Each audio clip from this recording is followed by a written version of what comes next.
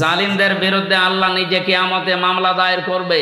সুতরাং শেখ হাসিনা সহ এ দেশে দায়িত্বে যারা ছিল এই 15.5 বছর, দ্বিধাহীন চিত্রে আমরা বলতে পারি সবগুলো এরা আল্লাহর মামলার আসামি। আল্লাহবাদী কেস হবে এদের নামে কিয়ামতের ময়দানে। সূরা শুরা 42 নম্বর আয়াতটা তার প্রমাণ। ইন্নামাস সাবিলু আলাল্লাযিনা ইয়াজলিমুনান নাস, যারা মানুষ হয়ে মানুষের বিরুদ্ধে মানুষের উপরে অত্যাচার চালায়, এরা আল্লাহর মামলার আসামি। আউযু বিল্লাহি মিনাশ শাইতানির রাজীম। বিসমিল্লাহির রহমানির রহিম। তাব্বাত ইয়াদা আবি লাহাবি ওয়া তাব্বা মা আগনা আনহু মালুহু ওয়া মা কাসাব সায়াসলা নারান যাতা লাহাব ওয়া মারাতুহু হাম্মালাতাল হাতাব ফি জিদিহা হাবলুম মিন মাসাদ। সাদাকতা ইয়া রাব্বানা। عن أبي سعيد الخدري رضي الله تعالى عنه قال قال النبي صلى الله عليه وسلم من رأى منكم منكرا فليغيره بيده فإن لم يستطع فبلسانه فإن لم يستطع فبقلبه وذلك ضعف الإيمان رواه البخاري। إن الله وملائكته يصلون على النبي يا أيها الذين آمنوا صلوا عليه وسلموا تسليما اللهم صل على محمد وآله وصحبه وبارك وسلم بلغ العلا بكماله كشف الدجى بجماله حسنت جميع خصاله صلوا عليه وآله। اے تیری معراج سی کہ تو لوح قدم تک پہنچا اور میری معراج ہے کہ میں تیرے قدم تک پہنچا بلغ العلا بکمالہ کشف الدجى بجمالہ حسنت جمیع خصالہ صلوا عليه وآله। আলহামদুলিল্লাহ। চাঁপাইনবাবগঞ্জ জেলার শিবগঞ্জ থানার অন্তর্গত নয়ালা ভাঙ্গা যুব সমাজের উদ্যোগে তাফসীরুল কোরআন মাহফিলের স্বনামধন্য সভাপতি মাওলানা আবু হানিফ পেশ ইমাম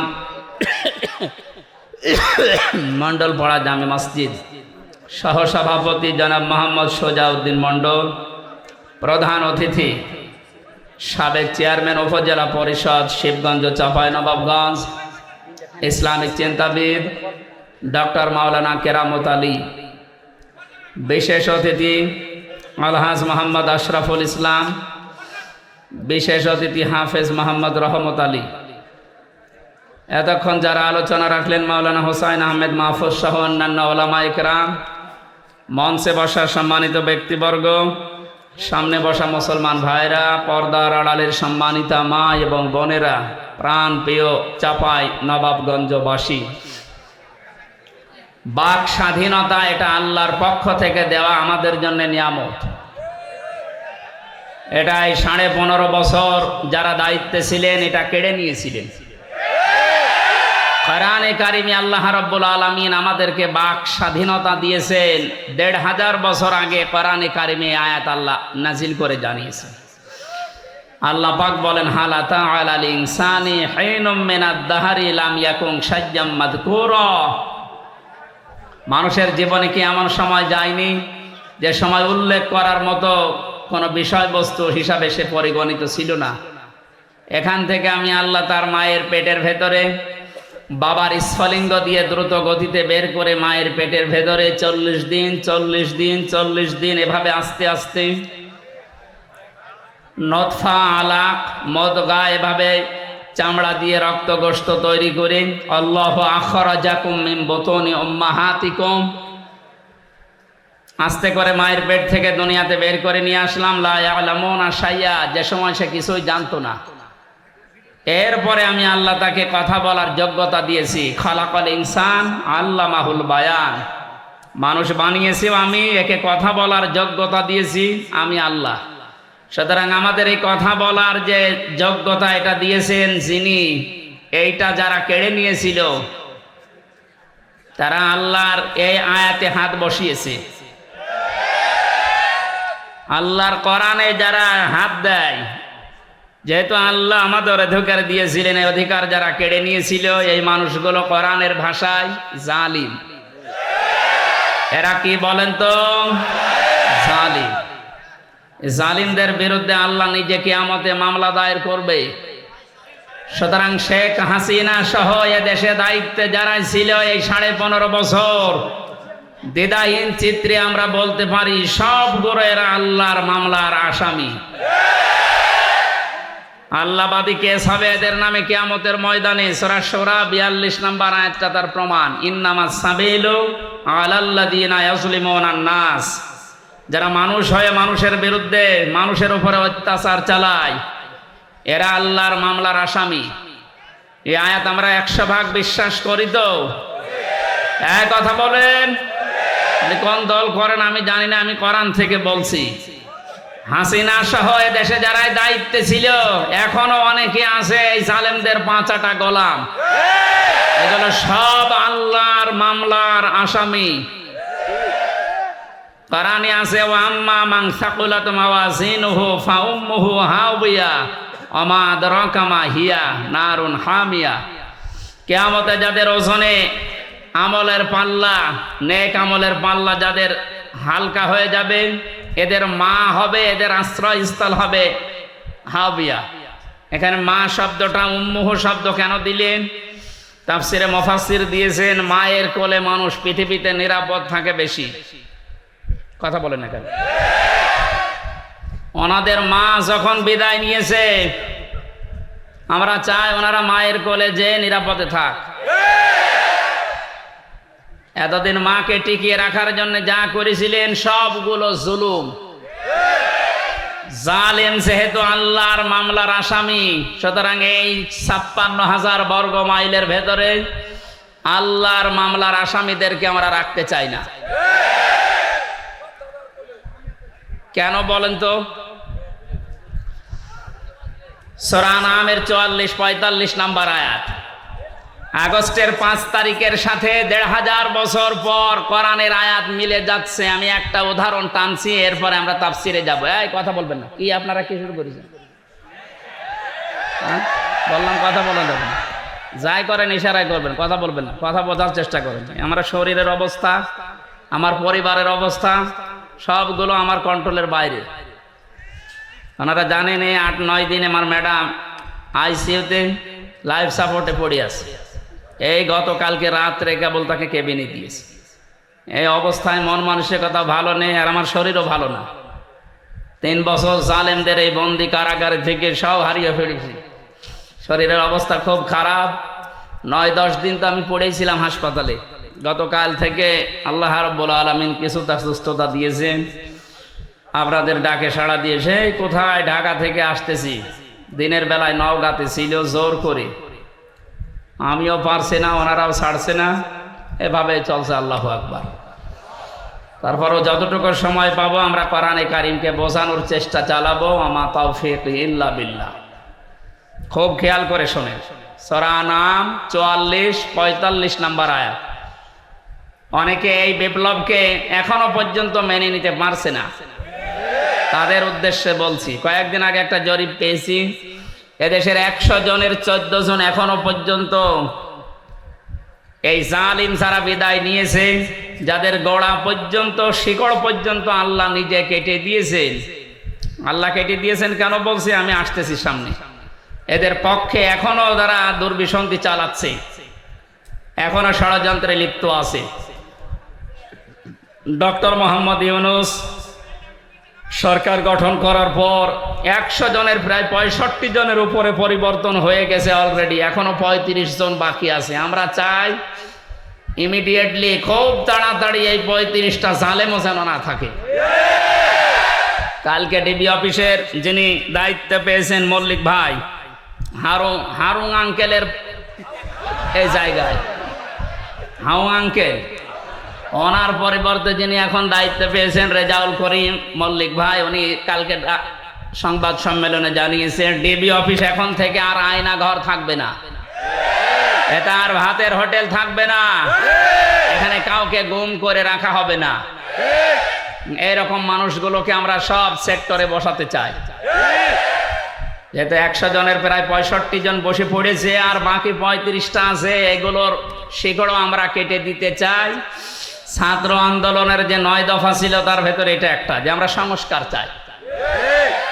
জামাত ইসলামের কেন্দ্রীয় আমির যিনি ডাক্তার শফিকুর রহমান কালকে প্রধান উপদেষ্টার সাথে বৈঠক করার পরে এটাই জানিয়েছে যে আমরা নির্বাচনের চাইতে সংস্কারে গুরুত্ব দিতে চাই বেশি। কারণ সংস্কার না হলে এভাবে যদি আবার নির্বাচন দিয়ে দেয়, ও আবার দিনের ভোট রাতে হয়ে যাবে। আমরা ওইটা চাই। খুব খেয়াল করে পথ চলা লাগবে। অতি ইসলাম দেখাতে গিয়ে বাইরের রাষ্ট্রগুলোর কাছে দেশকে অপমানিত এবং টার্গেটে ফেলবেন না। বিশেষ করে বিএনপির শ্রদ্ধাভাজন মহাসচিব, আমি নাম নিয়ে বলছি, মির্জা ফখরুল ইসলাম আলমগীর স্যার, অনেক কয়েকদিন ধরে যে কথাগুলো বলছেন, টিআইবির মহাপরিচালক ডক্টর ইফতেখারুজ্জামান, এই লোকটা সহ যে কথাগুলো এই কয়েকদিনে বলছেন, আপনারা আশা করছে আপনাদের ভাষা পাল্টাবেন। কিছু হলে আলেমদের নামে, দেশে ইসলামপন্থীদের নামে মৌলবাদ ট্যাগ দিয়ে দিচ্ছে। আপনি কি জানেন এটা বাস্তবতা কি? এই মৌলবাদ ট্যাগ দিয়ে ইন্ডিয়া এবং ওদের দোসর যারা, তারা এই দেশের হাজার হাজার মানুষকে গুম করেছে।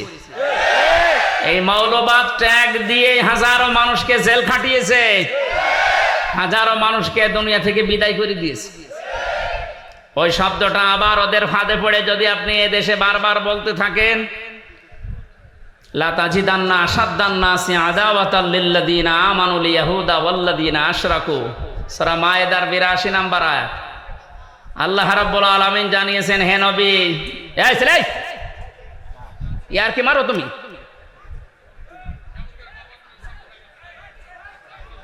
পাগল ছাগল কি করতে আসে এখানে? একটা কথা বলে দেখেন, এবার বাবার নাম ভুলিয়ে ফেলবেন।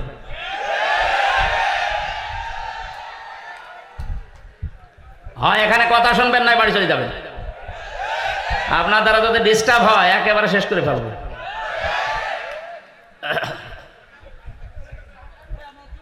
আবার কথা বলেন মানে, এখান থেকে যান, সরেন সরেন।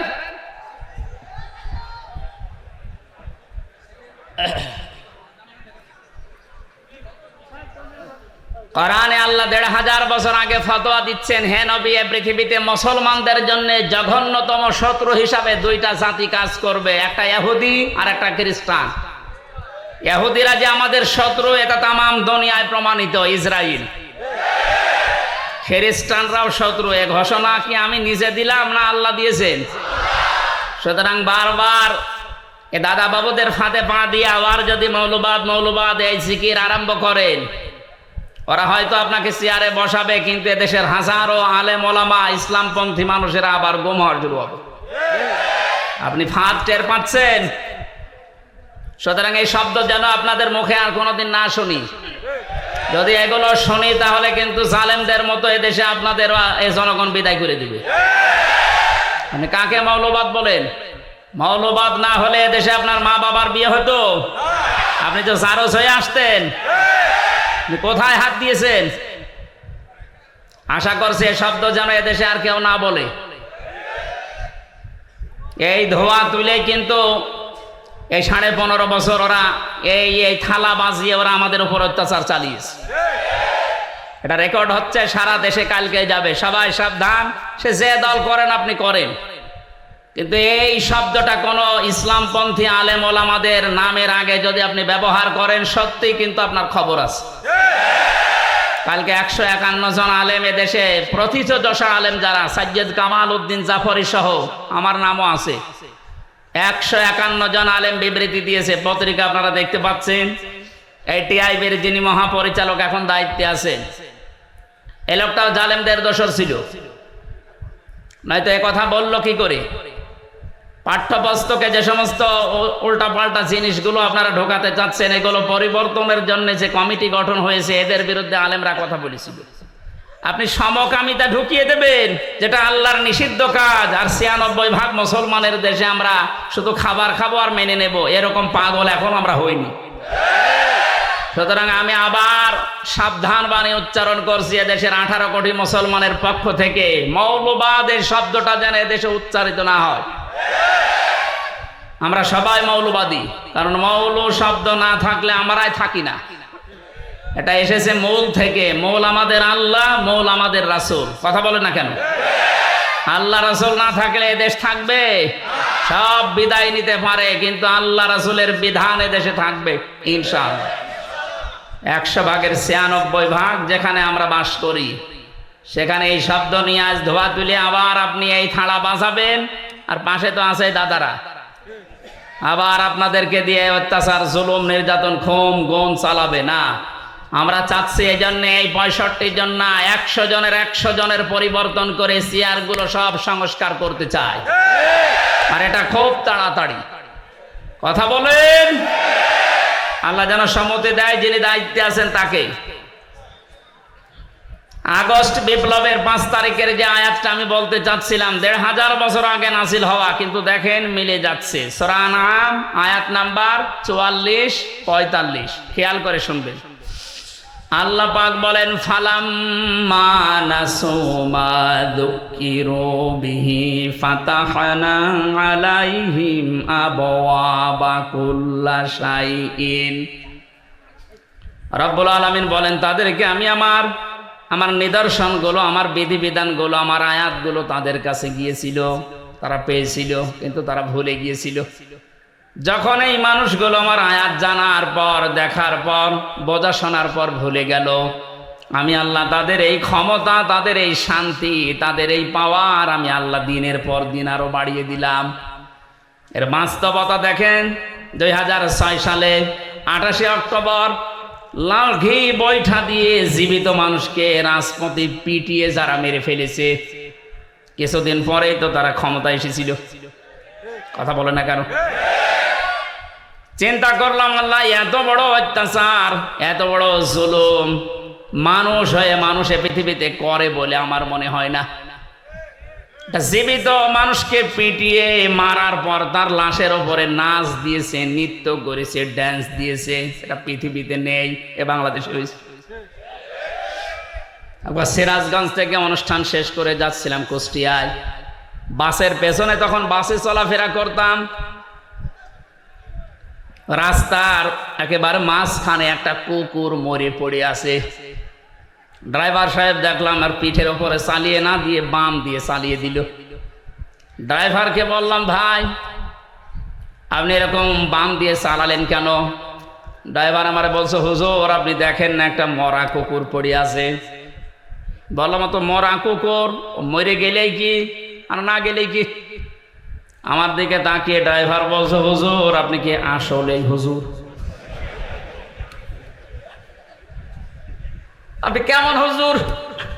আপনি দেখছেন যে একটা মরা কুকুর পড়ে আছে, এরপর আমি ডবল করে আবার মারবো, আমার বিবেক নেই? হ্যাঁ, এই কথা শোনার জন্য আমি ছিলাম। একটা মরা কুকুর, নিকৃষ্ট জীব এই পৃথিবীতে যে দুইটা, একটা শূকর একটা কুকুর, এরকম নিকৃষ্ট জীব মরে পড়ে আছে, তারপরও আপনি গাড়ি তার উপরে দিয়ে চালিয়ে দিলেন না, যেটা বিবেক বাধা দিচ্ছে। অথচ দেশে অনেক মানুষ এমন আমরা পেয়েছি, জীবিত মানুষ মারার পরে লাশের উপরে ড্যান্স দিয়েছে। এদেরকে আপনি কি হিসাবে মানুষ বলেন? ড্রাইভার বলছে, হুজুর আমি জাতিতে কিন্তু মুসলমান না, আমি একটা হিন্দু মানুষ। আমি জানি এ কথা যা বললেন ও মানুষগুলো আসলে মানুষ না, ওগুলো জানোয়ার। জানোয়ারের চাই তো খারাপ, কারণ একটা জানোয়ারের লাশের উপরে ড্যান্স দিয়েছে। আমি পৃথিবীর কোনো বইতে পড়িও নাই, শুনিও নাই, দেখিও নাই, তো বাংলাদেশ এটা মানুষ হয়ে মানুষের উপরে করেছে, আমরা দেখেছি। এত বড় জুলুম, এত বড় নৃশংস কাজ করার পরও দেখলাম আল্লাহ তাদেরকে ক্ষমতায় দিল নাকি? সে যেভাবেই হোক দিয়েছে। 9 সালে আসার পরে 5 বছর চলে গেল, মনে করলাম আল্লাহ 13 সাল পর্যন্ত মনে হয় ওদের আর যাবে না, শেষ করে দেবে। কিন্তু দেখলাম না, আল্লাহ শেষ করে নাই, আরো 5 বছর টিকে গেল। 18 সাল, কত 18 সালে মনে করলাম না, যা করেছে এতদিন এ আর বাঁচার কথা না, এ শেষ হয়ে যাবে এবার। কিন্তু দেখলাম না, ওরা আবার টিকে গেল। 15 বছর পার হয়েছে কেন জানেন? কোরআনে কারিমের সূরা আলে ইমরানের 178 নম্বর আয়াতে আছে, ওয়ালা ইয়াহসাবান্নাল্লাযীনা কাফারু আন্নামা নুমলি লাহুম খায়রুল লিআনফুসিহিম ইন্নামা নুমলি লাহুম লিয়াজদাদু ইসমা ওয়া লাহুম আযাবুম মুহিন। সূরা আলে ইমরানের আয়াতের তাফসিরে ফি জিলালিল কোরআনে মুফাসসির এভাবে দিয়েছেন। আল্লাহ পাক, আমি ব্যাখ্যাটা করতে গেলে সময় লাগবে জন্য তাড়াতাড়ি করছি। আল্লাহ পাক বলেন, হে নবী আপনি কি মনে করেন এই জালেম, এই কাফের যারা, অবিশ্বাসী যারা, তাদেরকে আমি আল্লাহ এই যে ক্ষমতা, পাওয়ার, টাকা পয়সা, দুনিয়া সব দিয়ে রেখেছি, ওরা মনে করছে আমাদের ভালোর জন্য দিয়েছে? অথচ না, ওদের কল্যাণের জন্যে, ওদের ভালোর জন্য এটা আমি আল্লাহ দেইনি, আমি দিয়েছি। এই ক্ষমতা নিয়ে, টাকা পয়সা নিয়ে, এই শরীর স্বাস্থ্য নিয়ে, প্রভাব প্রতিপত্তি নিয়ে যেন পাপ করতে করতে ওদের পাপের বোঝা পরিপূর্ণ হয়ে যায়। তাই হয়েছে। পরিপূর্ণ যখন হয়ে গেছে, আলাহুম আযাবুম মুহিন, তখন আমি ওদেরকে অপমানজনক শাস্তি দেওয়ার জন্য আল্লাহ রেডি। ওই যে সূরা আনআমের 44 নম্বর আয়াত যে বলছিলাম, এই আয়াতের তাফসীর ওই জায়গায় আছে, দেখেন মিল যাচ্ছে। আল্লাহ পাক বলেন, মানুষগুলো যখন আমার আয়াতগুলো আস্তে আস্তে বলতে বলতে নিজেকে পর্যন্ত ভুলে গেছে, এই 15.5 বছরে নিজে কি ও তাও মনে নেই। সব যখন ভোলা শেষ, আল্লাহ পাক বলেন, ফাতাহনা আলাইহিম আবওয়াবা কুল্লি শাইইন, ওই মানুষগুলোর জন্য আনন্দের যে দরজা আছে, একটার পরে একটা আমি আল্লাহ সব বাবের বহু বচন আবওয়াব সবগুলো খুলে দিলাম। ওরা এত আনন্দিত হয়েছে, হাত্তা ইদা ফারিহু বিমা উতু, তাদেরকে যে সুখ সৌন্দর্য, তাদেরকে যা আমি দিয়েছি নিয়ামত হিসাবে, এগুলো পাওয়ার পরে তারা এত বেশি খুশি, এত বেশি খুশি, ওরা আর মনে নেই আল্লাহর বিধান কি ছিল তাদের উপরে, এগুলো সব ভুলে গেছে যারা।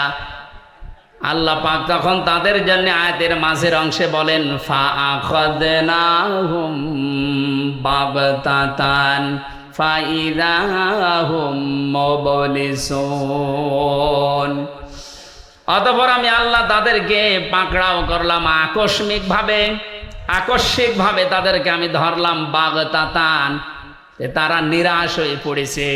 আপনি দেখেন 5 তারিখে দুপুরের পর থেকে ওরা জীবনে কল্পনাও করে নাই যেভাবে আমাদের পরাজয় হবে।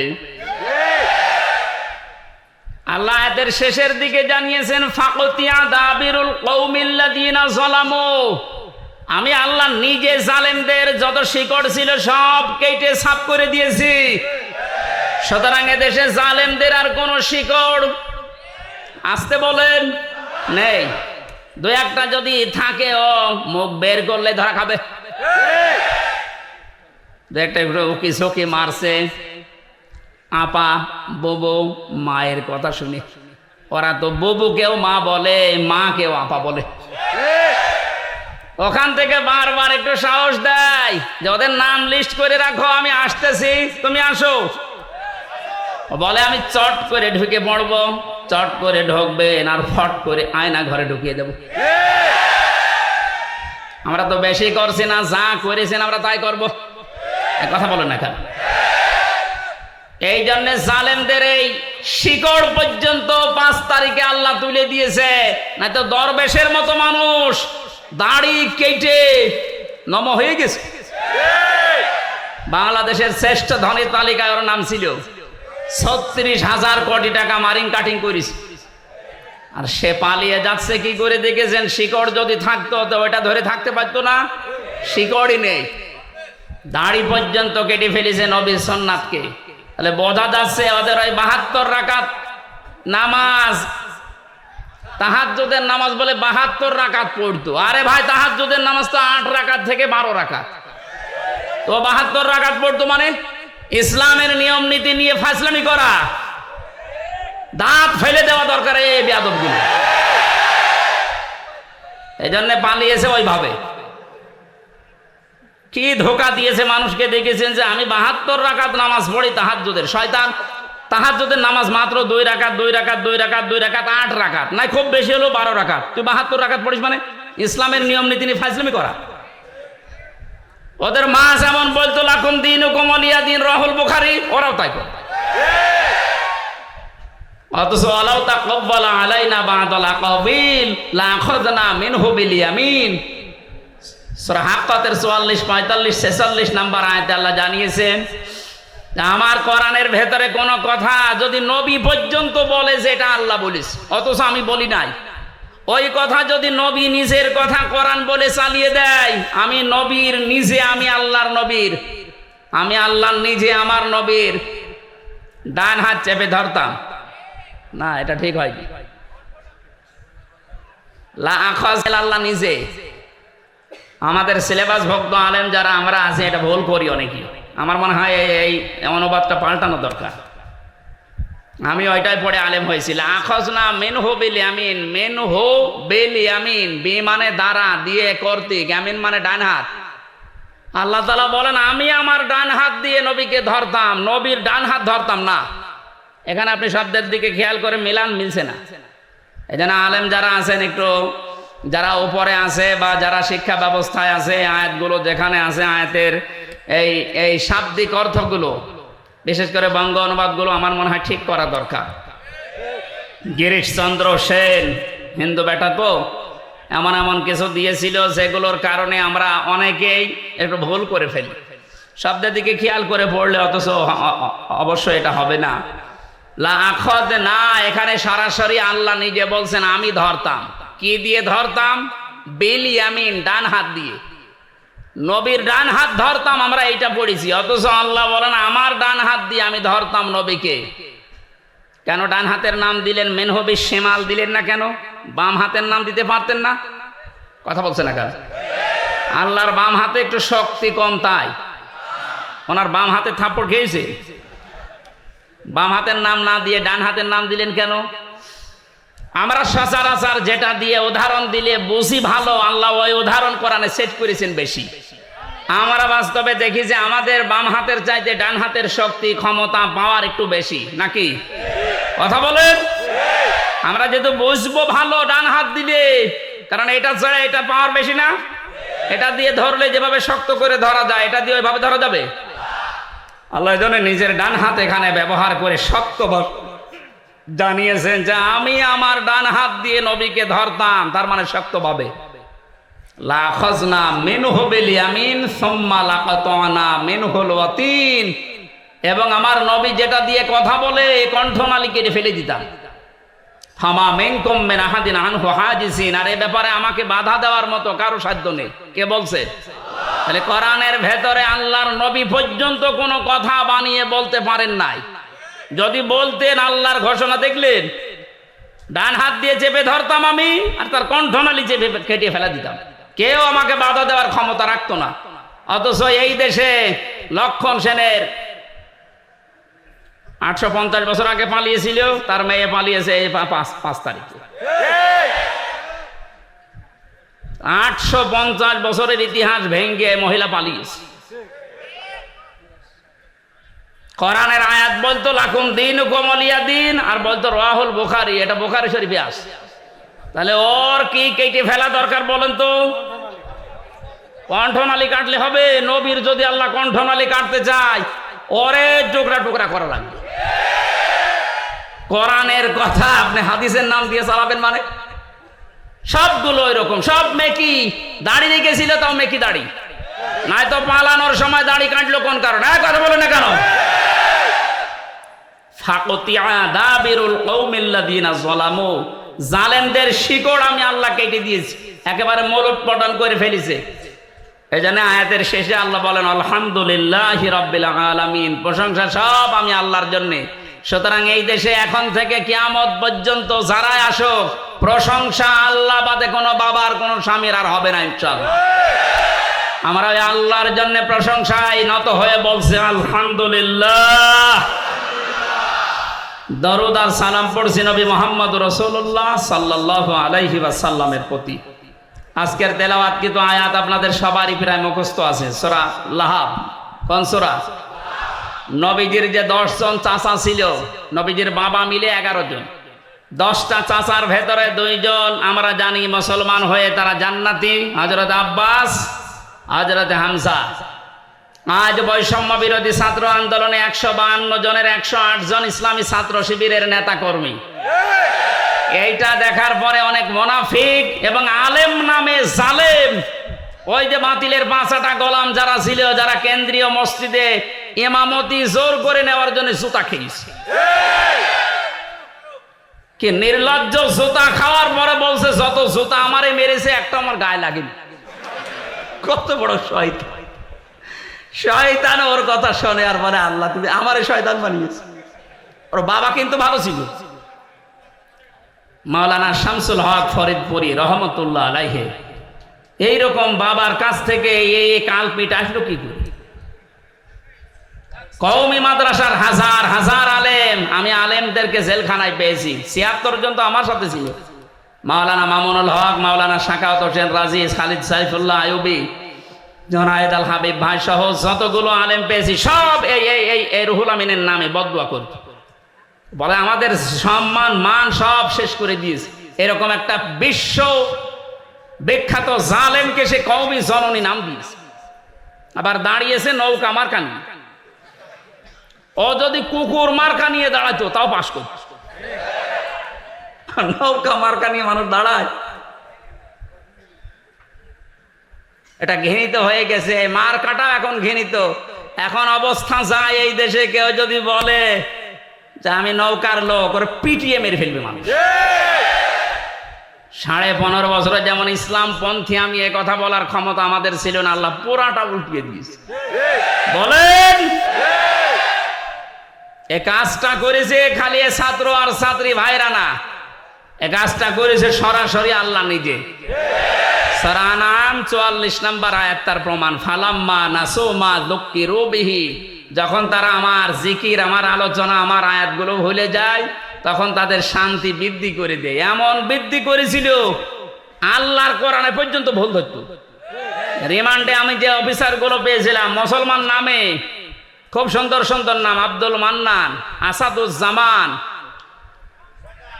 শেখ ইমরান হোসেন, জাহিদ হাসান, আতিকুল ইসলাম ভইয়া, নাম সুন্দর না? রিমান্ডে আমারে মাঠের নিচে নিয়ে বলতো আল্লাহর এই জায়গায় ভুল হয়েছে। আল্লাহ তো এমনি ধরেনি, শেষ পর্যন্ত ধরেছে এই কারণ। এখন পরিচয় দেওয়া দূরের কথা, খালি মাঝে মাঝে বলে হুজুর দোয়া করেন। কি দোয়া করব? আপনি যা করেছেন দোয়া বের হয়, দোয়া চাবেন না, দোয়ার পরিবর্তে কিন্তু বদদোয়া বের হবে। এজন্য আমার মনে হচ্ছে আগস্টের 5 তারিখে আল্লাহ যেটা করেছে এটা শুধু ছাত্র ছাত্রীরা করে না, আল্লাহ নিজে করেছে। কথা বলেন। আল্লাহর এই নিয়ামতের শুকরিয়া আমরা আদায় করব, দান দেব এই নিয়ামতের ইনশাআল্লাহ। নিয়ামতের শুকরিয়া আদায়ের মাধ্যম আমি এর আগে বহুবার বলেছি, কয়টা বলেন তো? 3টা। 1 নম্বরে আপনাকে বলতে হবে যেটা নিয়ামত।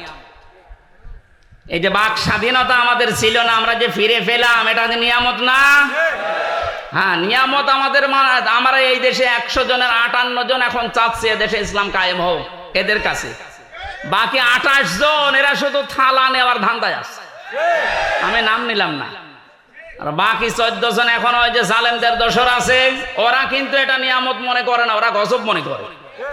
কি হয়ে গেল? আল্লাহ যে ফায়দা হোম মোবিলিজেশন দিয়েছেন। মোবিলিজেশন মানে হতাশ হয়ে যাও, হঠাৎ করে নিরাশ হয়ে পড়লে যে কি হয়ে গেল। আমার তো মনে হয় 1500 বছর আগে করার না, এখন দেখে দেখে আল্লাহ নাজিল করছে। যে কথা বলতেছিলাম, আমরা নিয়ামতের শুকরিয়া আদায়ের প্রথম মাধ্যম আমরা স্বীকার করছি এদেশের 100 জনের অন্তত 58 জন যে হ্যাঁ এ বিষয় আল্লাহর নিয়ামত। এটা কি? 2 নম্বরে আমাদের অন্তরের ভেতর একটা শান্তি লাগবে, এটা আমাদের লাগে। এই লাগে না? এই বিজয় পাওয়ার পরে এখনো শান্তি পাচ্ছেন না কারা? হাত তোলেন তো। যাক, আলহামদুলিল্লাহ, যে নিয়ামত যে এটা আমরা বুঝতে পারছি। 3 নাম্বার কি? 3 নাম্বার হচ্ছে যে উদ্দেশ্যে আল্লাহ এই নিয়ামত দিয়েছেন, এই নিয়ামতকে ওই জায়গা মতো পৌঁছিয়ে দেওয়া। বাক স্বাধীনতা ছিল না, আল্লাহর বিধান প্রকাশ্যে আমরা মানতে পারতাম না। বলেন হ্যাঁ, নামাজ পড়তাম। কিসের নামাজ পড়তেন আপনি? 10 জন মানুষ নামাজের পরে যেটা, চুপ করেন, একটু বসেন ভাই, কথা বলবে না, কথা বলেন বন্ধ করেন। 10 জন মানুষ নামাজে যেটা পড়ে, নামাজের ওই পঠিত বিষয় যদি নামাজের পরে 10 জন মিলে একটু আলোচনা করতো, বলতো গোপন পরামর্শ করছে। এই কথা বলেন, এই অবস্থা ছিল না? এখন আছে ওইটা? 10 জন না 10,000 মানুষ নিয়ে নামাজে যা পড়েছেন ওইটা ব্যাখ্যা করেন, কেউ কিছু বলবে না, আরো যারা বাধা দেয় তারা এসে বসে পড়বে। এই যে এই বাস্তবতাটা আমরা তৈরি করতে চাই। ডক্টর মোহাম্মদ ইউনূস গত পরশুদিন ওই ঘোষণা দিয়েছেন ইসলাম অনুযায়ী দেশ চলবে, আলহামদুলিল্লাহ। আমরা চাই তার এই কথাটা যেন ঠিক থাকে। ক্ষমতায় যে আসে আসুক, না আসে না আসুক, ওটা দেখার দরকার নেই। আমরা চাই ইসলাম দিয়ে দেশ চলবে। কারণ 53 বছর বহু খেল দেখেছি, এই খেলা আমরা আর দেখতে চাই না। দেখতে চাই এ দেশ আল্লাহর কালাম দিয়ে চলছে। কথা বলেন, কারা চান মনে প্রাণে এই নিয়ামতকে দেখি? লিল্লাহে তাকবীর।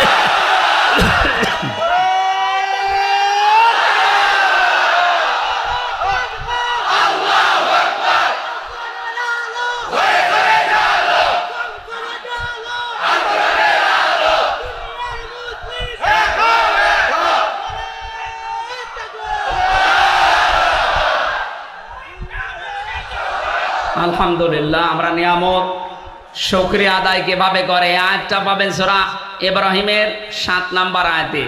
ওয়াইদ তাআযানা রাব্বুকুম লাইন শাকারতুম লাযিদান্নাকুম ওয়া লাইন কাফারতুম ইন্না আযাবি লাশাদীদ। আমি ব্যাখ্যায় যাচ্ছি না, আপনারা বাড়িতে মিলিয়ে নিন। সূরা লাহাব পড়েছি। নবীজির 2 জন চাচার ভেতরে একজন হযরতে আব্বাস আর একজন হযরত হামজা রাদিয়াল্লাহু তাআলা আনহুমা। এই 2 জন জান্নাতি, এতে আমাদের সন্দেহ আছে? সাহাবায়ে কেরাম প্রত্যেকে আল্লাহর জান্নাতি, সন্দেহ আছে আমাদের? না, প্রত্যেকটা সাহাবী জান্নাতি। এই যে যার নাম বললাম, নবীর চাচা আব্বাস, উনি অনেক আগে মুসলমান হয়েছিলেন কিন্তু প্রকাশ করেননি। আজ এই সমন্বয়কদের 108 জনের, সব 152 জনের 108 জন শিবিরের, এখানে অনেক জালেম নামে আলেম, আলেম নামে জালেম, আর যারা মুনাফিক, আমি নাম নিলাম না, এরা এখন উচ্চবাচ্য করছে। বিশেষ করে কিছু রাম আর বামরা পরিচয় গোপন করে তারা এই কাজ করলো, এরা মুনাফিক। আরে শয়তান! হযরতে আব্বাস নিজে পরিচয় গোপন করে আবু জেহেলের সাথে ছিলেন, এমনকি নবীর বিরুদ্ধে পর্যন্ত বদরের ময়দানে যুদ্ধ করতে গেছে আবু জেহেলের সাথে, অথচ তখনও তিনি মুসলমান। তার পুরা জীবনী পড়ে দেখেন। তাহলে পরিচয় গোপন করে ইসলামের কাজ করা, নবীর কাজ করা, এটা নবীর সাহাবীদের সুন্নাহ, নবীর মাদের সুন্নাহ। নবীর মা হযরতে মুসা আলাইহিস সালামের মা, তার সন্তানকে গোপন করে, পরিচয় গোপন করে দুধ পান করিয়েছিলেন নিজের আপন সন্তানকে। এটা কোনোদিন শোনেননি? হযরত ইব্রাহিমকে নিজের মা পরিচয় গোপন করে লালন পালন করেছিলেন। এক কথা বলে না কেন? এরকম একটা দুইটা না, হাজার হাজার ঘটনা ইতিহাসে আছে। সুতরাং ইসলামী ছাত্র শিবিরের যে ভাইরা, সাদিক কায়েম ভাই সহ যারা, এসএম ফরাদ সহ যারা পরিচয় গোপন করে জালেমদের সাথে মিশে ওদের গোড়া কেটে দিয়েছে, এদের সংবর্ধনা দেওয়া দরকার। আর এরকম ফতোয়াবাজি করছে, হ্যাঁ পরিচয় গোপন করলো এরা মুনাফিক। আরে শয়তান, মুনাফিক হওয়ার যে লক্ষণগুলো কোনটা পেয়েছিস ওর ভেতরে? মুনাফিকের যে 4টা আলামত আছে: কথা বললে মিথ্যা কথা বলে, ওয়াদা দিলে খেলাপ করে, আমানত রাখলে খেয়ানত করে, আর কারো সাথে ঝগড়া হলে গালি দেয়। তো এইগুলো কাদের ভেতরে পাওয়া যায় আপনি দেখতে পাচ্ছেন না? মুখের ভাষা দেখেছেন টকশোতে, যেটা 72 রাকাত নামাজ পড়তো, ওর মুখের ভাষা দেখেছেন? বাকি গেল না, নাই বললাম। এদের মুখের ভাষা শুধু না, এদের চরিত্র ওই রকম নিকৃষ্ট। বুড়ো হয়ে কবরে চলে যাচ্ছে, তারপরও উল্টাপাল্টা কাজ ছাড়ে না। ওদের চরিত্র প্রত্যেকেরটাই এরকম, একটারও ভালো পাইনি আমি। যত মানুষকে নাম শুনি দেখি এখন বাস্তবে, প্রত্যেকটা চরিত্র শয়তানের চাইতেও খারাপ। এখনো পর্যন্ত যদি আপনার হুঁশ না ফেরে, এতে কবে আবার হুঁশ ফিরবে বলেন তো? আমরা যেহেতু তাফসিরুল কোরআন মাহফিল দিয়েছেন, তাফসিরের দিকে যাচ্ছি, এজন্য ঐতিহাসিক একটা প্রেক্ষাপট বলছি। নবীজির আরো 2 জন চাচা জাহান্নামী, একটা আবু লাহাব আর আবু তালেব। এই যে আবু লাহাব, যেই লোকটা, তার নামে আল্লাহ একটা সূরা নাজিল করলেন। কেন দিয়েছেন? ঐতিহাসিকরা লিখেছে, এটা বুখারী শরীফের ভেতরে আছে। এই যে আব্বাস রাদিয়াল্লাহু তাআলা আনহু, তার সন্তান আব্দুল্লাহ বর্ণনা করছেন, বিশ্বনবী নবুয়ত পাওয়ার পর হেরা গুহা থেকে যখন হযরতে খাদিজাতুল কুবরার কাছে এসে বললেন, ইয়া খাদিজা জাম্মিলুনি জাম্মিলুনি, আমাকে ঢেকে দাও, আমি আমার নিজের জীবনের উপরে আশঙ্কা করছি, ভয় পাচ্ছি, আমার জীবন সম্পর্কে আমি ভীত সন্তুষ্ট, আমি ভয় পেয়েছি। এই দেখেছিলাম, এক পা আকাশে এক পা জমিনে, বিশাল এক ফেরেশতা আমার কাছে এসেছিল। হযরতে খাদিজাতুল কুবরা ওই দিন নবীজিকে 6টা সান্ত্বনা দিয়েছিলেন। এখানে মা বোন যারা এসেছেন খুব খেয়াল করে মিলাবেন।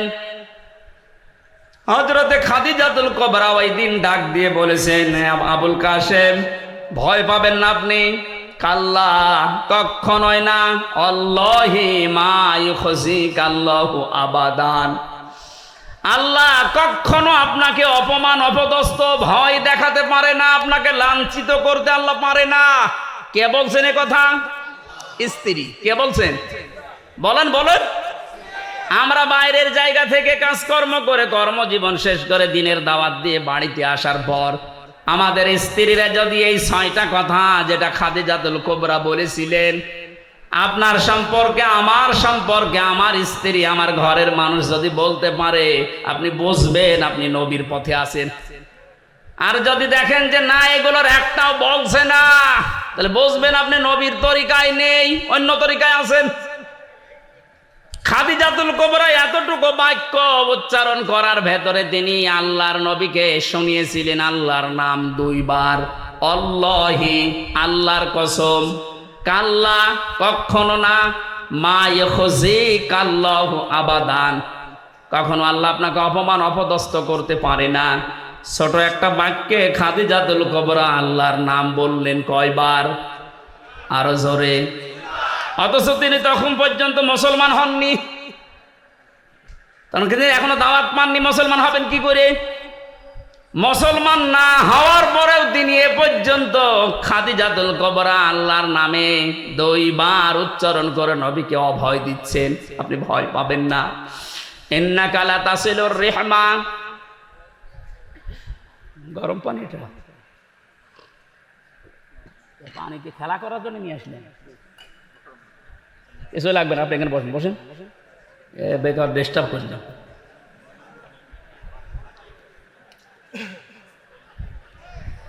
এদিকে আছে আপনাদের মনোযোগ। হযরতে খাদিজা বলেছিলেন, হে নবী, হে আমার স্বামী, ইন্নাকা লা তাসিলুর রিহমা, আপনি রেহেমের সম্পর্কগুলো ঠিক রাখেন।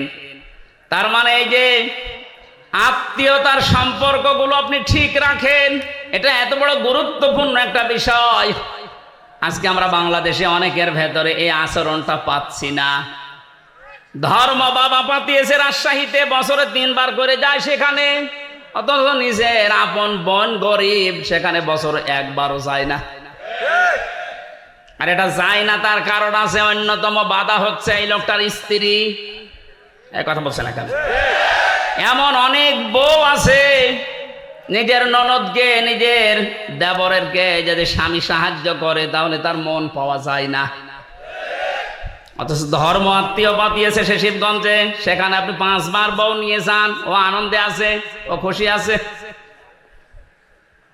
সম্মানিত মা বোন যারা এসেছেন, আপনি কি মনে করেন শুধু নামাজ পড়া, রোজা করা আর কালো বোরকা পরা ইবাদত না?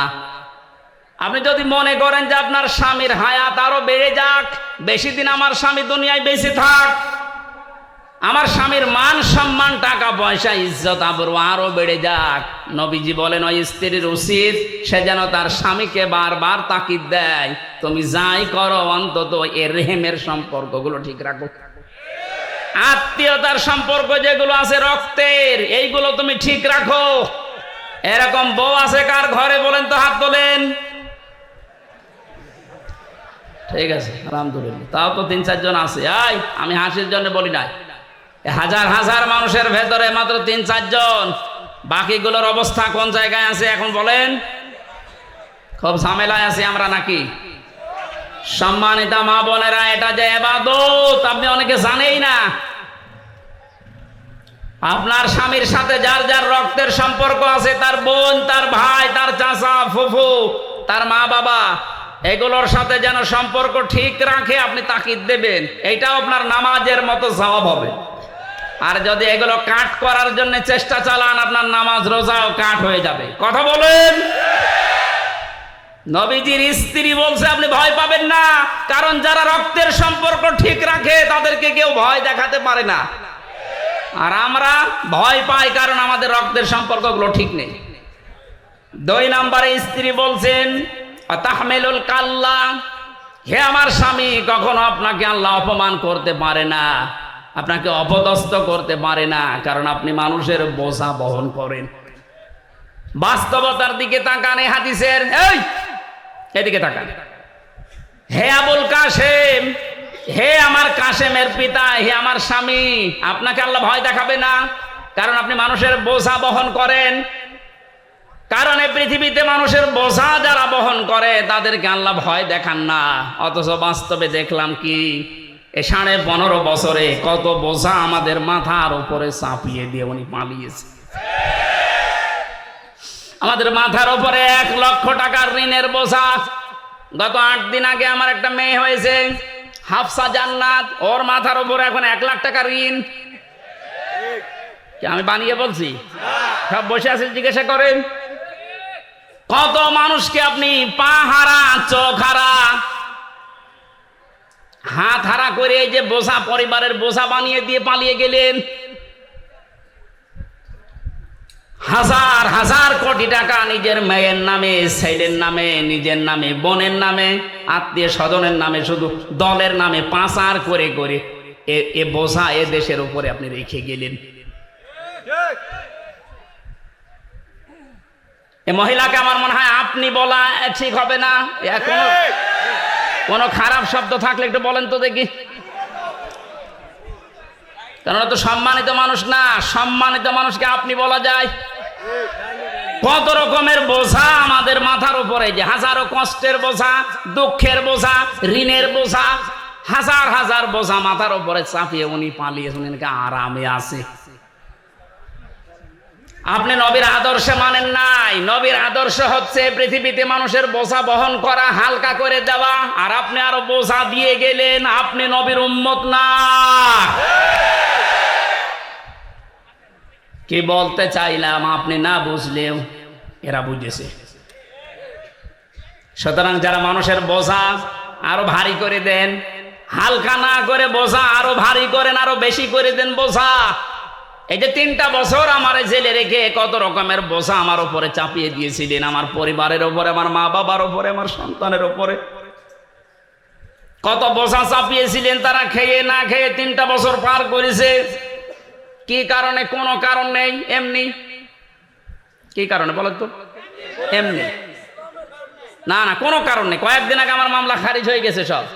বিচারপতি কর্তৃক, আদালত কর্তৃক এটা প্রমাণিত যে আমার কোনো দোষ পাইনি, আমি নির্দোষ। সুতরাং নির্দোষ মানুষকে আপনি 3টা বছর জেলে রেখে যে বোঝা দিলেন, এখন তো আপনি আরামে আছেন। আমিও চাই আমার মতো 3 বছর আপনি জেলে থাকেন। আর ব্যারিস্টার আরমানকে গুম করেছিলেন, তার জন্য 8 বছর। 8 আর 3 কত হয়? আমান আজমিকে 8 বছর, কত হয়? 19 বছর আগে থাকবেন মাটির নিচে, এরপরে আপনি চট করে ঢুকে পড়বেন। হাজারো মানুষের মাথার উপরে দুঃখের বোঝা, কষ্টের বোঝা, ঋণের বোঝা সব চাপিয়ে উনি এখন আরামে আছেন। নবীর উম্মত। কিসের উম্মত? 14 বার হজ করলেও পট্টি মাথায় দিয়ে তসবিহ হাতে নিয়ে, এটা নবীর উম্মতের বাইরে। নবীর উম্মতের বাইরে যারা, ওটা হয় কাফের, না অন্য কিছু। একটা কথা যদি কেউ ভুল প্রমাণ করতে পারে বলেন এ পর্যন্ত। নবীর উম্মত আপনি কোনটা দিয়ে বলবেন? নবীর কাজ ছিল মানুষের বোঝা হালকা করে দেওয়া, আর ওদের কাজে 15.5 বছরে হাজারো মানুষের পরিবারে শুধু বোঝাই দিয়ে গেছে। একটা মানুষকে জেলে দেওয়া মানে তার পুরা পরিবারটা বোঝা বহন করা। সে নিজেরা খাইতে পারে না, জেলখানায় টাকা পাঠানো লাগে 10,000 20,000 করে। তাও 2 দিন 5 দিন 10 দিন পরে ছেড়ে দিলে তো হয়। 3 বছর 5 বছর 10 বছর আপনি কত রকমের বোঝা দিয়ে গেলেন। এই যে 2880 জন এখন হাসপাতালে বেডে কাতরাচ্ছে, এই মানুষগুলোর কারো পা নেই, হাত নেই, ঠ্যাং নেই, কারো অন্ডকোষ উড়ে গেছে। এগুলো এই বোঝা এখন বহন করবে কে? যারা শহীদ হয়েছে 1077 জন, সেগুলো তো বাদ দিলাম, তা তো গেছে। যেগুলোকে এই যে বোঝা এখন পরিবারের জন্য, এগুলো কে টানবে বলেন তো? আপনি নবীর উম্মত দাবি করেন, নবীর কাজ ছিল বোঝা আরো হালকা করে দেওয়া, বোঝা বহন করা। আর আপনি বোঝাগুলো সব দিয়ে, ঋণের বোঝা দিয়ে গেছে, কোটি কোটি টাকা পাচার করে এখন এই দেশের প্রত্যেকটা মানুষের উপরে 1 লক্ষ টাকা করে ঋণ মাথা পিছু।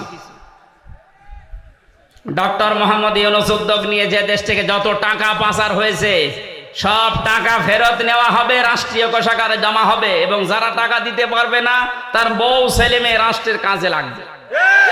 কোনো ছাড় নেই। মানে এ বোঝা আমরা বহন করবো কি করে? তারপরও আমেরিকাতে এই অনুষ্ঠানে গিয়ে উনি যে ডলারগুলো নিয়ে এসেছেন, এভাবে যদি আনতে পারেন দেশটা দাঁড়াবে। এত ঋণ, এত বোঝা বহন করা সম্ভব? তো আরামে আছে, বোনকে নিয়ে খাচ্ছে আর ঘুমাচ্ছে, আর মাঝে মাঝে বলছে আমি চট করে আসতেছি। স্ত্রী 3 নম্বরে বলেছিলেন, হে আবুল কাসেম, কাসেমের পিতা, অতাহমিলুল অতাকসিবুল মাদুমা, আপনি মানুষের বস্ত্র, যাদের বস্ত্র নেই তাদের বস্ত্রের ব্যবস্থা করেন, যারা উলঙ্গ অর্ধ উলঙ্গ তাদেরকে আপনি ঢেকে দেন। আর আপনি কি করলেন? এই 15.5 বছরে কত মানুষের পোশাক আপনি খুলে নিয়েছেন। পোশাক মানে শুধু এই পোশাক না, হাজার হাজার আলেমদের চরিত্রের উপরে কলঙ্ক দিয়ে তাদের পোশাক খুলে নিয়েছে। এ মাওলানা মামুনুল হককে জেনার তহমত দিয়ে তার নিজের স্ত্রী, আমি 3 বছর লোকটার সাথে ছিলাম, আপনার চাইতে আল্লাহর ভয় তার ভেতরে কম নেই যে সে জেনা করবে। আপনার নিজের সারা জীবন একটু মিলান তো, জেনায় ভরপুর। আপনার হাতের জেনা, মুখের জেনা, চোখের জেনা, বাকি জেনার নাম নাই বললাম। আর আলেমদের উপরে এটা চাপিয়ে তার পোশাক খুলে নিয়ে মানুষের কাছে প্রমাণ করতে চেয়েছে যে চরিত্র ভালো না। কোরআনের পাখি বিশ্বনন্দিত মুফাসসিরকেও তারা নাম দিয়েছে যে ধর্ষক। শয়তানে বিশ্বাস করবে? রিমান্ডে আমারে ওরা আল্লামা সাইদি এবং আর একটা মহিলার কণ্ঠ এক জায়গায় করে শোনাতো, দেখেন আপনার হুজুররা কি চরিত্র খারাপ। ওরে শয়তান, নিজেদের চরিত্র ওরা আলেমদের উপরে চাপিয়ে। এই যে ছোট হুজুর যেটা ছিল রফিকুল ইসলাম মাদানী, ওরা পুরা উলঙ্গ করে হাতের ছিলে, ওর হাতের উপরে একটা দিয়েছে সিগারেট, আর আবার ধরুন একটা মেয়ে লোক নিয়ে ছবি তুলে বলিস এটা ছেড়ে দেবো। দেখেন কত চরিত্র ওদের কখন জায়গায় পৌঁছিস। আল্লাহর নবী আরো মানুষের পোশাক পরিয়ে দিত, আর এরা পোশাক খুলে নিচ্ছে। হাজার হাজার মানুষের চরিত্রের পোশাক, গায়ের পোশাক পর্যন্ত খুলে খুলে এই 15.5 বছর আনন্দ করিস। এরা নবীর উম্মত না, কারণ এটা নবীর আদর্শ না। কথা বলেন। আপনি মেহমানদারি করেন, অতিথি পরায়ণ। আজ তাকান সারা দেশের দিকে, নবীর এই আদর্শগুলো যারা ধারণ করে তাদের হাতে আমরা দেশটা দিতে চাই। জামাতের কেন্দ্রীয় আমির ডাক্তার শফিকুর রহমান নিজের পরিবার ওই রকম না, তারপরেও এই শহীদদের পরিবারে 2 লক্ষ করে টাকা পৌঁছিয়ে দিচ্ছে সারা দেশে। যার পোশাক নেই তাকে ঢেকে দেওয়ার জন্য চেষ্টা চালাচ্ছে। যার অঙ্গহানি তার বাড়িতে গিয়ে হাসপাতালে যে খোঁজ নিচ্ছে, তে মানুষগুলোর চরিত্র তো রসুলের সাথে মিলে যাচ্ছে। কথা বলেন।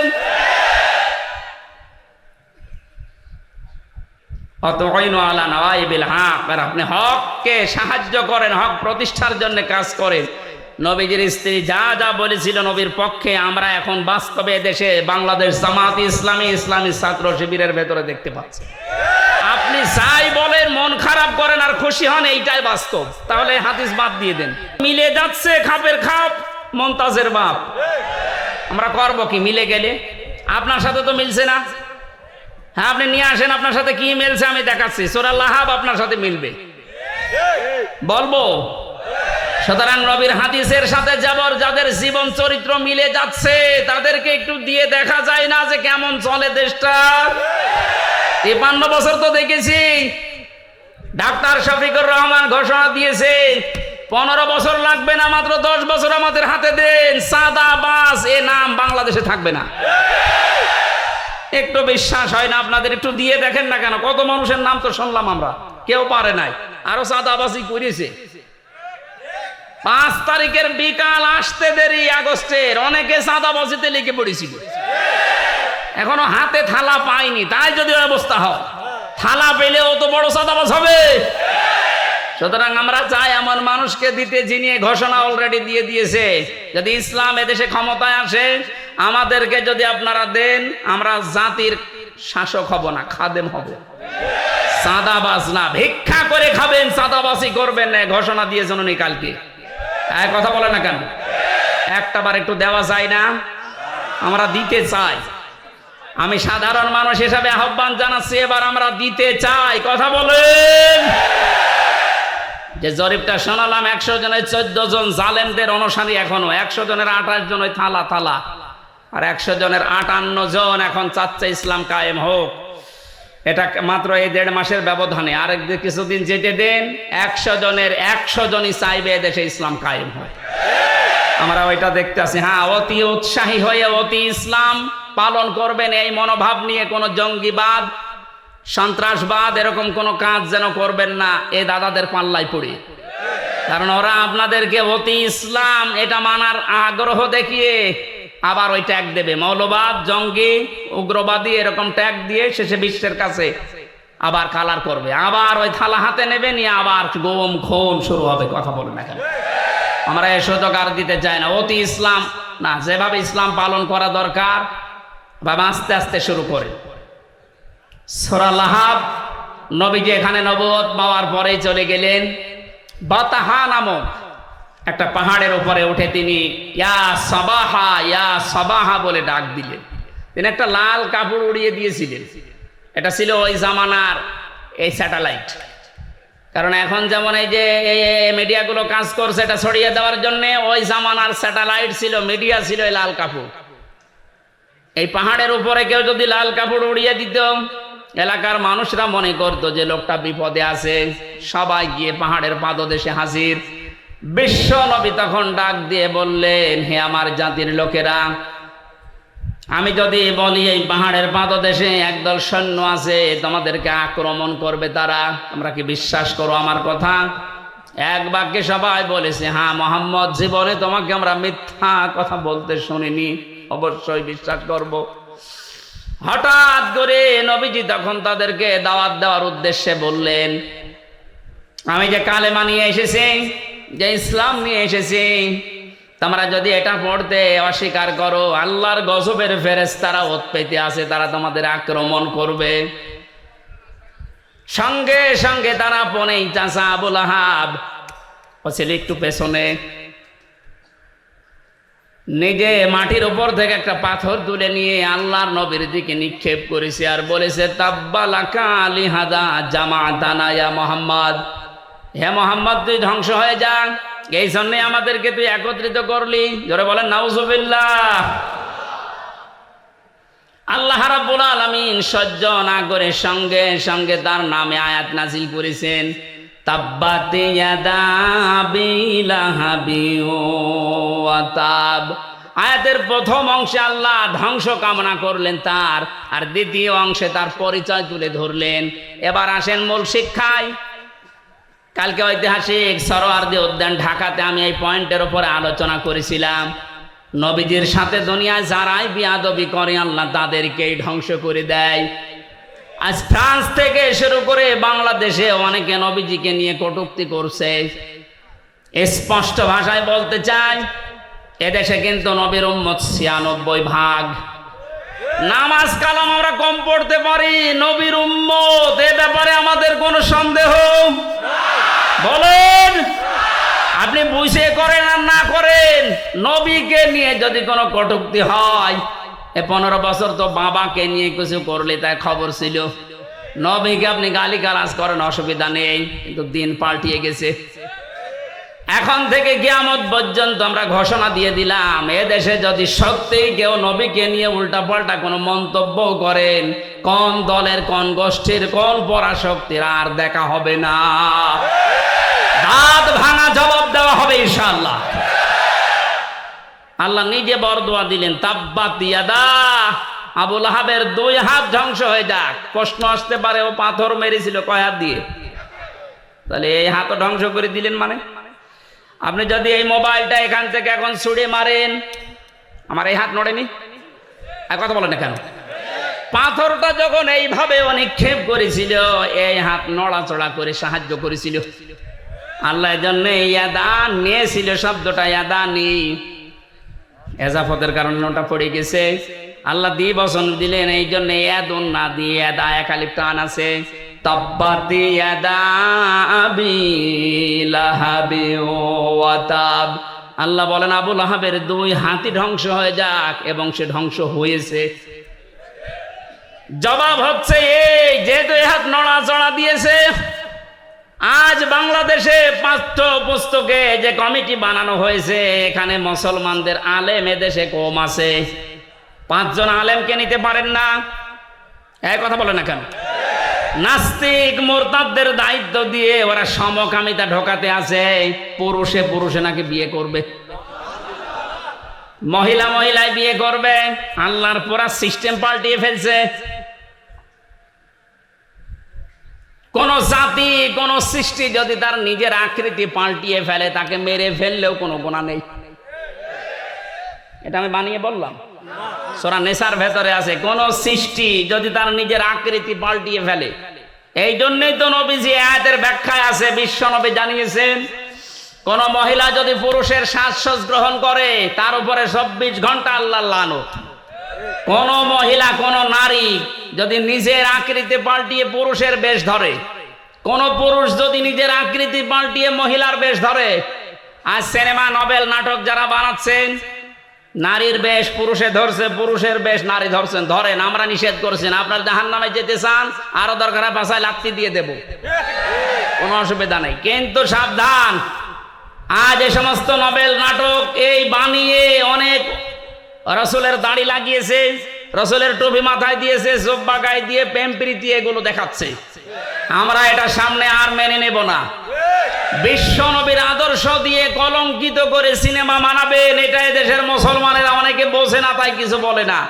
বুঝে যদি ফেলে আপনার কিন্তু খবর হয়ে যাবে। সুতরাং আগামীতে এরকম সিনেমা আমরা বন্ধ করতে চাই, এরকম নভেল নাটক থিয়েটার আমরা বন্ধ করতে চাই, যেখানে রসুলের দাড়ি, তার টুপি, তার জব্বাকে অপমান করা হচ্ছে। এগুলো দিয়ে একটা বেপরদা মহিলার সাথে প্রেম প্রীতি করবে, আর ওগুলো দেখাবে মানুষকে। এটা তো বিভিন্ন ভাষায় ড্রাবিং হবে, সারা পৃথিবীতে যাবে, মানুষ বুঝবে যে মুসলমানদের নবীর চরিত্র মনে হয় এরকম ছিল। নবীর চরিত্র কি এরকম ছিল?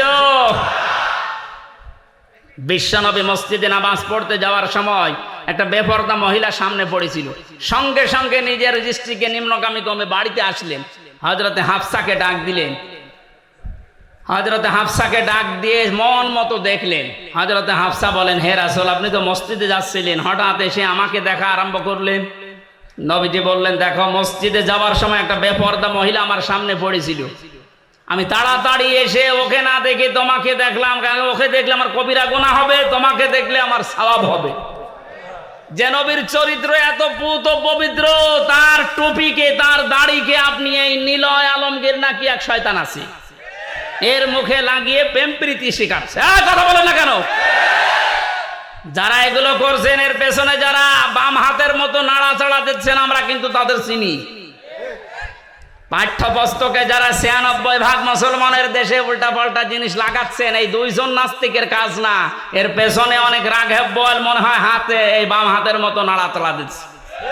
যারা দিচ্ছেন সাবধান, আল্লাহ যদি ধরে এই হাত শুধু না, এই হাত ধ্বংস করে দেবে এবং ধ্বংস হবে নতাব্বা। আবুল আহাব যেমন নিজে ধ্বংস হয়েছিল, আজ যারা ইসলামের বিরুদ্ধে, নবীর বিরুদ্ধে ডান হাত ব্যবহার করছেন, বাম হাত দিয়ে অনেকে পেছন দরজা দিয়ে নাড়াচাড়া দিচ্ছেন, আপনি ধ্বংস হবেন, মাস্ট বি ধ্বংস হবে। মা আগনা আনহু মালুহু ওয়া মা কাসাব, আপনার সম্পদ আদি যা অর্জন করেছেন একটাও কাজে আসবে না। বাস্তব প্রমাণ এই দরবেশের, একটা টাকা কাজে আসতেছে। শুনলাম হাট আর অবৈধ টাকা নিয়ে এসে নাকি এখন রিমান্ডে বাড়ির খাবার খাচ্ছে।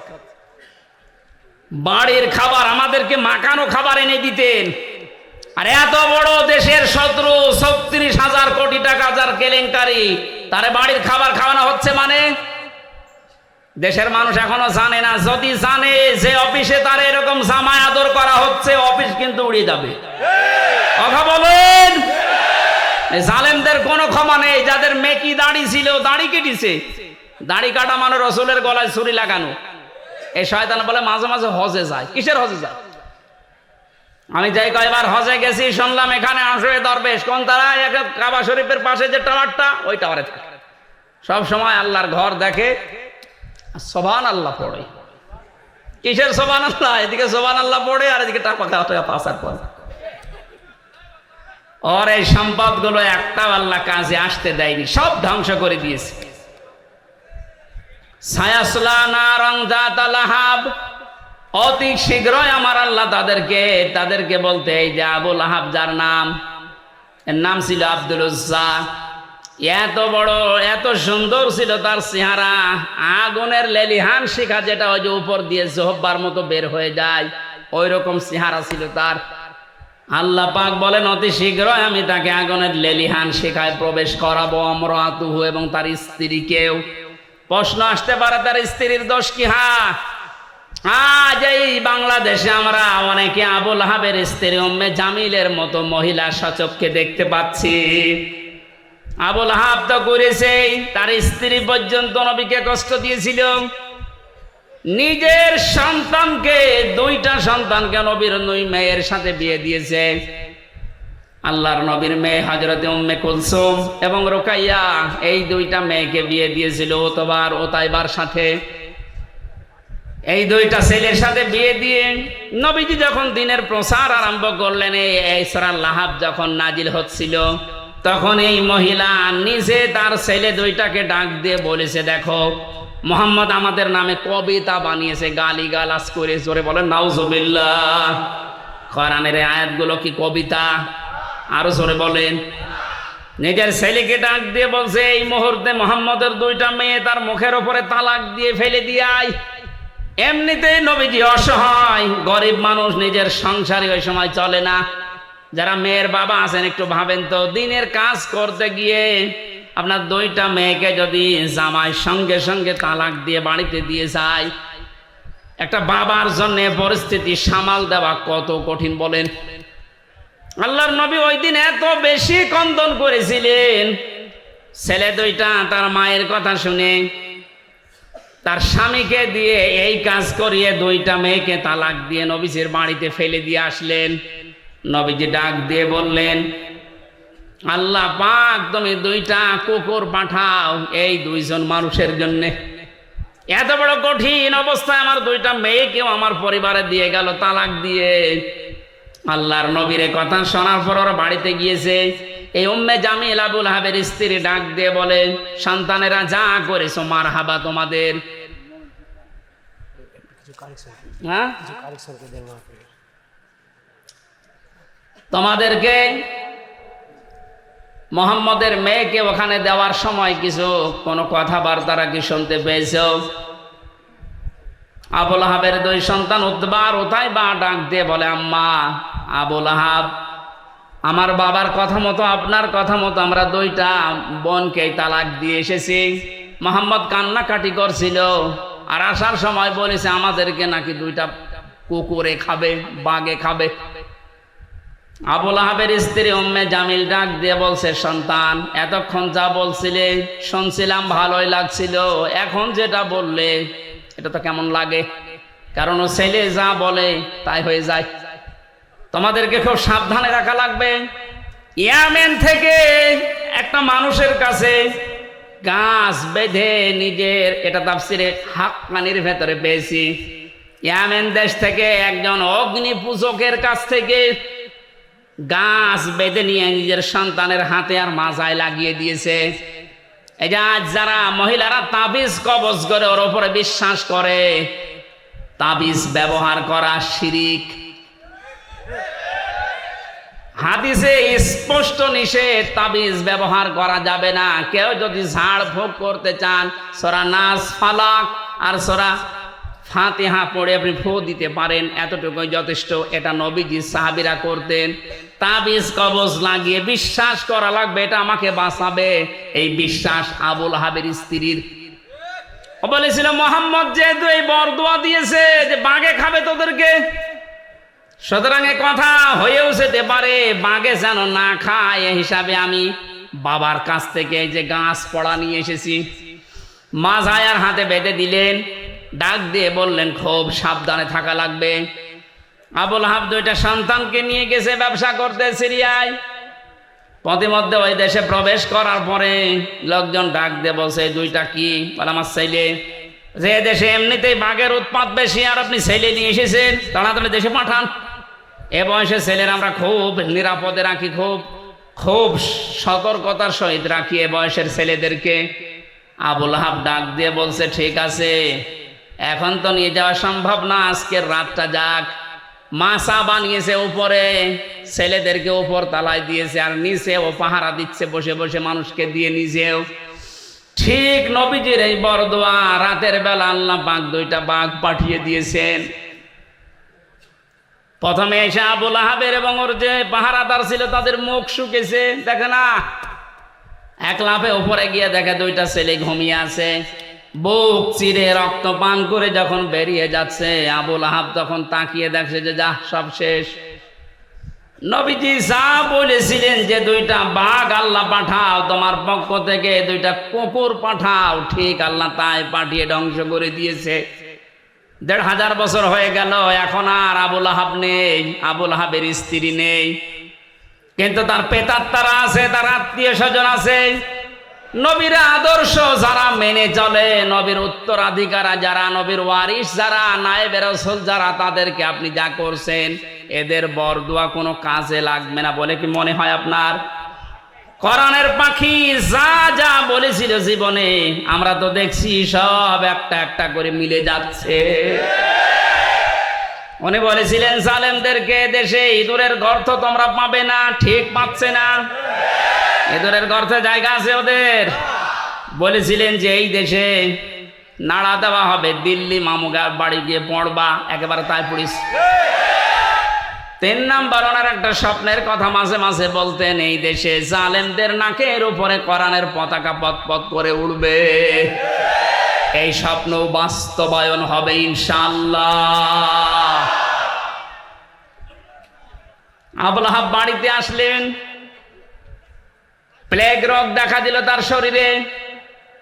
আল্লাহ রাব্বুল আলামিন এত কঠিন ভয়ঙ্কর রোগ তাকে দিয়েছিল, তার কাছে যে যায় তার এই রোগ হয়। শেষ পর্যন্ত ধুকে ধুকে মারা যায়। পড়েছিল, পচে গলে দুর্গন্ধ বের হচ্ছিল। আশপাশের লোক এসে তার আত্মীয় স্বজন যারা আছে তাদেরকে ডাক দিয়ে বলছে, আপনারা কি মানুষ? নিজের বাবা নিজের আত্মীয় মরে পড়ে আছে, পচে গলে মা দুর্গন্ধ বের হয়, আপনারা মাটি দেন না। তখন ডম বা মসি যাদেরকে বলা হয়, এরকম মানুষ আফ্রিকার কালো মানুষদেরকে ডাক দিয়ে দূরে গর্ধ করে বাঁশ দিয়ে ঠেলা দিয়ে লাশ ওখানে দিয়ে এরপরে পাথর দূর থেকে নিক্ষেপ করে করে ওরে মাটি দিয়েছে। আল্লাহ রাব্বুল আলামিন এটাই জানাতে চেয়েছেন, আমি ওকে এমন কঠিন ভয়ঙ্কর শাস্তির ভেতরে ফেলেছিলাম, নবীর বিরুদ্ধে, নবীর ওয়ারিসদের বিরুদ্ধে কিয়ামত পর্যন্ত যারা অবস্থান নেবে জমিনে, আমার আল্লাহ তাদেরকে ঠিক এইরকম অপমান করে বিদায় দেবেন। হাম্মালাতাল হাতাব ফি জিদিহা হাবলুম মিন মাসাদ। এই মহিলার নামে আল্লাহ এই দুইটা আয়াত নাযিল করলেন। এই কারণে পৃথিবীতে যত মহিলা নবীকে কষ্ট দিয়েছে তার ভেতরে এই মহিলা এক নাম্বার। এত বেশি কষ্ট দিত নবীকে, তার স্বামীকে সাহায্য করে করে। যেখানেই নবীজি দাওয়াত দিত, সে তার স্বামীকে নিয়ে বলতো, ওই পাগলের কথা শুনবা না। লোকজন এসে বলতো, আমরা তো পরিচিত না, পাগল বলেন কে এই লোকটা, আপনারা কে? তখন পরিচয় দিত, এইটা ওর চাচা আর আমি ওর চাচি। জোরে বলেন নাউজুবিল্লাহ। বিশ্বনবী সবচাইতে বেশি কষ্ট পেয়েছিলেন এই দুইজনের দ্বারা ইসলাম প্রচার করতে গিয়ে। এই জন্য আল্লাহ আবু সেহেলের নামে কোরআনে আবু সেহেল নামে কোনো সূরা দেয়নি। আছে সূরা আলাকের ভেতরে আবু সেহেলের নামে একটা সূরা, একটা আয়াত আছে শুধু। আর এই লোকটার মানে এর বর চরিত্র এত খারাপ ছিল, এত কষ্ট নবীকে দিয়েছে, আল্লাহ নিজে তাদের নামে আয়াত নাজিল করে না, শুধু পুরা সূরাটাই নাজিল করে দিয়েছে। আমাদের শিক্ষা নেওয়া লাগবে, আগামী পৃথিবীতে বিশ্ব নবীর নামে কোনো উল্টা পাল্টা কথা যেন কেউ না বলে। নবী তো নেই, নবীর ওয়ারিসরা আছে। কথা বলেন না কেন? নবীর এই ওয়ারিসদের বিরুদ্ধে যারা আজ মৌলবাদ ছড়াচ্ছেন, আপনাদেরকে আমরা সাবধান করেছি, আর কোনোদিন এই শব্দ দিয়ে নবীর ওয়ারিসদেরকে গালি দেবেন না। আপনারা কেন দিচ্ছেন আমরা জানি, আপনারা দাদাদের ফাঁদে পা দিয়েছেন। ওরা ফাঁদে পা দিয়ে যদি 15 বছর এত গণক্ষম করতে পারেন, আবার যদি ফাঁদে পা দেওয়ার চেষ্টা করেন, এদেশের যারা সাধারণ মানুষ আপনাদেরকে সাপোর্ট করে, যদি একবার বুঝে ফেলে যে আপনারাও দাদাদের দাসর দালাল, একবারে জালেমদের মতো আপনাদেরও বিদায় করবে ঝাঁটিয়ে। আল্লাহ আশা করে আমাদেরকে সম্মতি দেবেন, বলেন আমিন। বুখারী শরীফের একটা হাদিস পড়েছিলাম, মান রাআ মিনকুম মুনকারান, যে ব্যক্তি দেখে কোন অন্যায় কাজ তার সামনে হচ্ছে, শরীয়ত বিরোধী, ইসলাম বিরোধী কাজ, তার ইমানের প্রথম দাবি হচ্ছে সে যেন হাতের দ্বারা বন্ধ করে দেয়। হাত মানে শুধু এই হাত না, ক্ষমতার, পাওয়ারের, টাকা পয়সার, প্রভাব প্রতিপত্তির। সুতরাং এখন যেহেতু উন্মুক্ত দুনিয়া, এদেশে কোনো অন্যায় কাজ যদি দেখেন শরীয়ত বিরোধী, এটা ইসলাম বিরোধী, মানবতা বিরোধী, সে যেই হোক, আমাদের যতটুকু যার হাত আছে, ক্ষমতা আছে, টাকা পয়সা আছে, প্রভাব প্রতিপত্তি আছে, ইমানের প্রথম দাবি ওইটা দিয়ে বাধা দেওয়া। কেউ যদি বলে না আমি ওর ভেতরে নেই, আমি লা ইলাহা ইল্লাল্লাহ, কাউকে কিছু বলি না, ওটা মুনাফিক। এটা ইমানের প্রথম দাবি। দ্বিতীয় নম্বরে যদি হাতের দ্বারা কাজ না হয়, নবীজি বলেন সে যেন প্রতিবাদ করে মুখে, যেটা এখন আমরা অধিকাংশ মানুষ করছি। এটা জারি রাখা লাগবে জালেমদের বিরুদ্ধে। কোন জালেম যেন কিয়ামতের আগে চেয়ারে এসে আর বসতে না পারে। জালেমদের তালিকা করে করে মোড়ে মোড়ে দোকানে দোকানে টাঙিয়ে দেন। কোন জালেম যেন আর মাথা উঁচু করে দাঁড়াতে না পারে। কথা বলেন।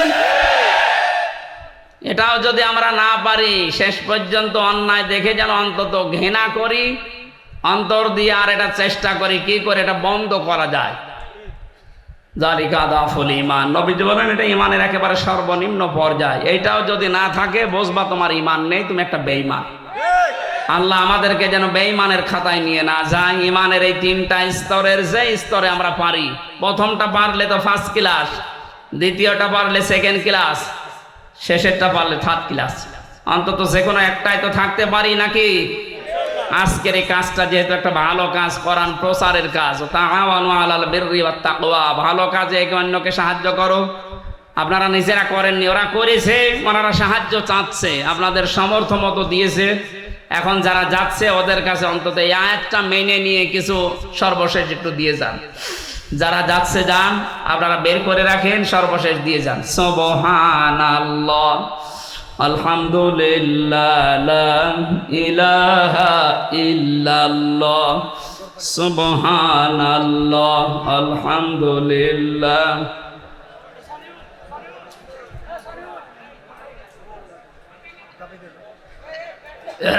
সুবহানাল্লাহ, আলহামদুলিল্লাহ, লা ইলাহা ইল্লাল্লাহ, সুবহানাল্লাহ, আলহামদুলিল্লাহ, লা ইলাহা।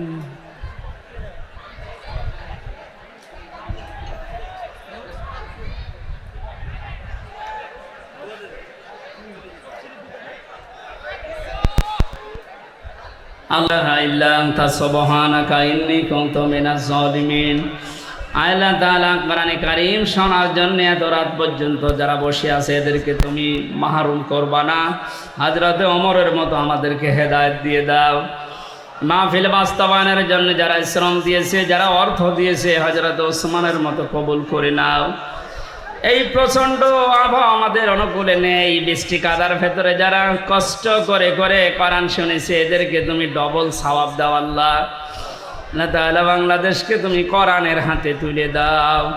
আমরা যারা অসুস্থ আছি আমাদেরকে শেফায়ে কামেলা আজালা নসিব করো। এলাকায় মাটির নিচে যারা ঘুমিয়ে আছে এই মানুষগুলোকে তুমি মেহেরবানি করে কবরে শান্তি দিয়ে দাও। আগামীতে এই মাহফিলটার জন্যে আরো বিশাল আকারে যেন করতে পারে সেই তৌফিক এদেরকে দাও। প্রবাসী ভাইরা যারা অর্থ সম্পদ বাড়িয়েছে আল্লাহ এদের টাকা পয়সাগুলো দ্বীনের প্রচারের জন্য কবুল করো।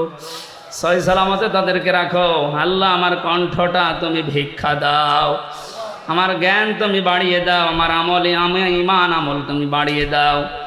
যত অতিথি এখানে এসেছে আল্লাহ যার যে সম্মান তুমি মেহেরবানি করে ওয়ারফা'না লাকা যিকরাক। বারাকাল্লাহু লানা ওয়া লাকুম ফিল কুরআনিল আযীম। আল্লাহ তাআলা সূরা লাহাব থেকে যে শিক্ষাটা নেওয়া দরকার আমাদের সবার জীবনে শিক্ষা এনে দাও। যখনই মরণ আসবে যেন পড়তে পারি লা ইলাহা ইল্লাল্লাহু মুহাম্মাদুর রাসূলুল্লাহ।